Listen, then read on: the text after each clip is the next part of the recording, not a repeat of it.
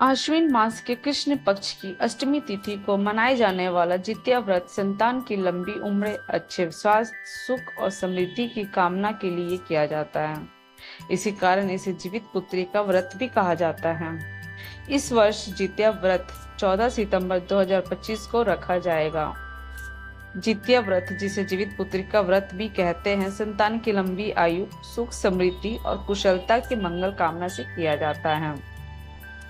जितिया व्रत, जो कि बिहार, झारखंड और पूर्वी उत्तर प्रदेश जैसे क्षेत्रों में माताओं द्वारा अपनी संतान की दीर्घायु और कल्याण के लिए किए जाने वाला यह व्रत एक बहुत ही पवित्र है।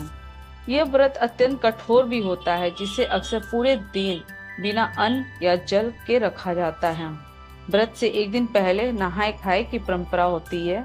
इस दिन व्रती महिला स्नान करके शुद्ध भोजन ग्रहण करती है और अगले दिन निर्जला उपवास का संकल्प लेती है। नहाए खाए का भोजन पूरी तरह सात्विक होता है और इसमें कुछ खास व्यंजनों को शामिल करना अनिवार्य माना गया है। आइए जानते हैं उन व्यंजनों के बारे में। सबसे पहले अगर बात करें तो वह है मरुआ की रोटी। जितिया व्रत के नहाए खाए की शुरुआत मरुआ की रोटी से होती है। इसे स्वास्थ्यवर्धक और पवित्र माना गया है। मरुआ की रोटी शरीर को मजबूती देती है और व्रत के दौरान सहन शक्ति बनाए रखने में मदद करती है। दूसरी व्यंजन की बात करें तो वो है नोनी का साग। नोनी का साग इस दिन का विशेष व्यंजन है। मान्यता है कि जिस तरह नोनी का पौधा विपरीत परिस्थितियों में भी हरा भरा रहता है, उसी प्रकार इसे खाने से संतान का जीवन हर संकट से सुरक्षित रहता है। धार्मिक दृष्टि से यह व्यंजन शुभ और मंगलकारी माना जाता है। तीसरा व्यंजन अगर वो है दही चूड़ा। दही चूड़ा को पवित्र और पचने में आसान माना गया है। ये व्यंजन शरीर को शीतलता देता है और पाचन को दुरुस्त रखता है।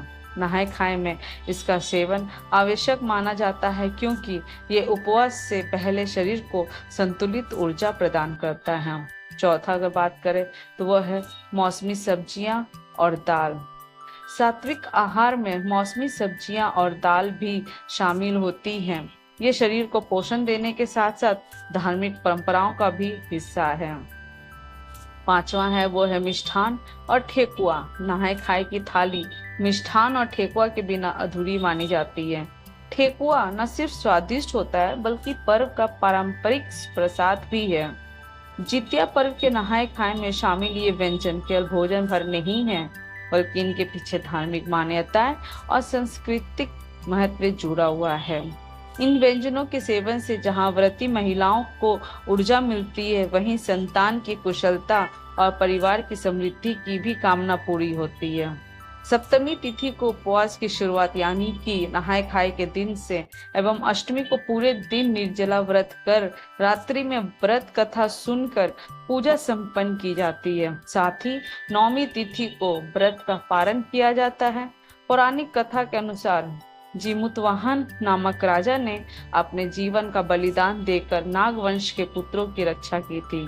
तभी से माताएं अपने संतानों की दीर्घायु एवं सुरक्षा के लिए ये व्रत करती आ रही हैं। इस वर्ष जो महिलाएं जितिया व्रत शुरू करना चाहती हैं, वे निश्चित रूप से पर्व का शुरुआत कर सकती हैं, क्योंकि इस बार जितिया व्रत हर बार की तुलना में कुछ आसान है। 13 तारीख को नहाए खाए के साथ रात्रि में जब तक सप्तमी रहेगा, महिलाएं विशिष्ट भोजन करेंगी। तत्पश्चात 14 तारीख को सूर्योदय के साथ एवं 15 तारीख को सूर्योदय होने तक निर्जला व्रत रखेंगी। साथ ही 14 तारीख को ही डलिया भरने का कार्य किया जाएगा।